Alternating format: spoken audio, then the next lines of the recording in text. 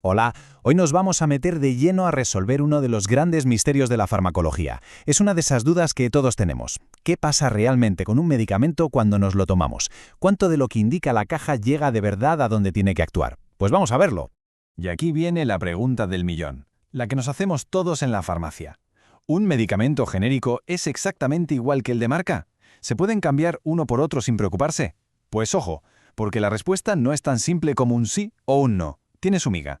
Para descifrar este enigma necesitamos dos conceptos que son como las claves maestras de todo esto, la biodisponibilidad y la bioequivalencia. Entender estas dos palabras es entenderlo todo. Muy bien, pues vamos a por la primera pista. Cuando nos tomamos una pastilla, por ejemplo, no todo el fármaco llega a la sangre. Una parte se va perdiendo por el camino. La gran pregunta es, ¿cuánto es lo que llega de verdad? Y aquí es donde entra nuestro primer concepto, la biodisponibilidad. Podríamos decir que es como la eficiencia real del fármaco. Es, para ser exactos, el porcentaje de la dosis que consigue llegar intacta, sin que la modifiquen por el camino, a la circulación general. Es la cantidad que de verdad está lista para hacer su trabajo. Curiosamente, para medir esto, tenemos una referencia perfecta, lo que se llama el patrón oro, y es la vía intravenosa. Es lógico, ¿no? Si inyectas el fármaco directamente en una vena, su biodisponibilidad es del 100%. Todo lo que entra, llega. No hay pérdidas. Así que esto nos crea dos grandes grupos. Por un lado, la vía intravenosa, con su 100% de efectividad. Y por otro, todas las demás, las que llamamos extravasculares, oral, intramuscular, subcutánea. En todas estas, el fármaco tiene que superar barreras para llegar a la sangre, así que su biodisponibilidad siempre va a ser menor del 100%. Vale, ¿y cómo se mide esto? Obviamente no lo podemos ver a simple vista. Para eso se usa una herramienta de investigación que es clave, el gráfico de concentración contra tiempo. Estas curvas son, literalmente, la huella dactilar que deja un fármaco en nuestro cuerpo. Leerlo es bastante fácil. El eje vertical, el eje Y, nos dice cuánto fármaco hay en la sangre en cada momento. Y el eje horizontal, el X, simplemente va marcando cómo pasa el tiempo. Con estos dos ejes podemos dibujar toda la historia del viaje del fármaco. A ver, fijémonos en la primera huella, la de la vía intravenosa. Es que es inconfundible. La curva arranca en su punto más alto, en la concentración máxima, justo en el segundo cero. Aquí no hay fase de subida, solo una bajada, a medida que el cuerpo va limpiando el fármaco. Por eso el efecto es ¡pam!, inmediato. Ahora vamos a compararla con una vía extravascular, como una pastilla. La historia aquí es totalmente distinta. La curva empieza en cero, claro. Luego tiene una fase de absorción, donde la concentración va subiendo, hasta que llega a un pico. Y solo a partir de ahí empieza a bajar mientras se elimina. Es una curva que sube y luego baja.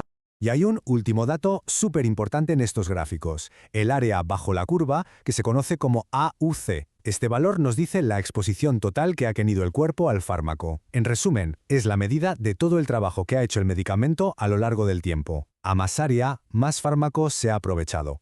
Y con todo lo que hemos aprendido, ya podemos volver a la pregunta del principio, la de los genéricos. Para saber si dos fármacos son intercambiables, se les somete a una prueba usando estas curvas. Y aquí es donde entra nuestro segundo concepto clave, la bioequivalencia. Aquí está el quid de la cuestión. Para que un genérico se considere bioequivalente al de marca, sus curvas tienen que ser prácticamente un calco. Esto quiere decir que tienen que tener la misma área bajo la curva, alcanzar la misma concentración máxima y además hacerlo en el mismo tiempo. Y esto no es ninguna tontería, es un tema de seguridad y de eficacia. Si dos medicamentos son bioequivalentes, su efecto en el cuerpo va a ser el mismo. Pero si no lo son, nos arriesgamos a que el genérico no haga efecto, o, lo que es peor, que alcance niveles que puedan ser tóxicos. Pero claro, el viaje de un fármaco no siempre es un camino de rosas. Hay villanos por el camino, factores que intentan sabotear su llegada a la sangre. Vamos a ver qué es lo que puede salir mal en este proceso de absorción. Para los fármacos que nos tomamos por la boca, el principal enemigo tiene nombre y apellidos: el efecto de primer paso hepático. Es como un gran filtro que puede reducir de forma drástica la cantidad de fármaco que llega a la circulación. Imaginemos el recorrido. La pastilla se absorbe en el intestino y, desde allí, en vez de ir directa a todo el cuerpo, su primera parada obligatoria es el hígado, a través de la vena porta. El hígado actúa como un control de aduanas muy estricto que metaboliza, o sea que destruye, una parte del fármaco antes de que pueda siquiera llegar al resto del organismo. Pero hay más saboteadores. Por ejemplo, el riego sanguíneo en la zona. Si hay calor, se absorbe más rápido. Si hay frío, más lento. También influyen las características del propio fármaco, como si se disuelve mejor en grasa para cruzar las barreras del cuerpo, o cómo le afecta la acidez del estómago o del intestino. Bueno, después de todo este análisis, vamos a quedarnos con la clave definitiva, el truco visual para interpretar estas curvas de un solo vistazo. Esto es fundamental. Y aquí está la regla de oro. Es así de sencillo. Si vemos un gráfico donde la curva empieza ya arriba del todo y solo baja, es una administración intravenosa, no hay duda.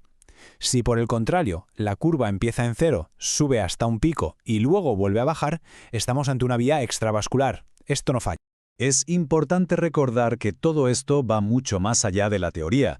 Saber interpretar estas curvas y entender estos conceptos es la base para asegurar que cada paciente reciba el tratamiento correcto, con la dosis justa y por la vía más eficaz.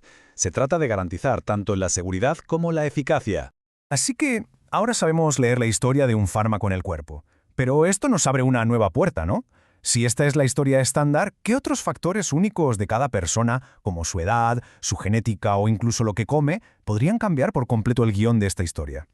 Ahí lo dejo, para seguir pensando.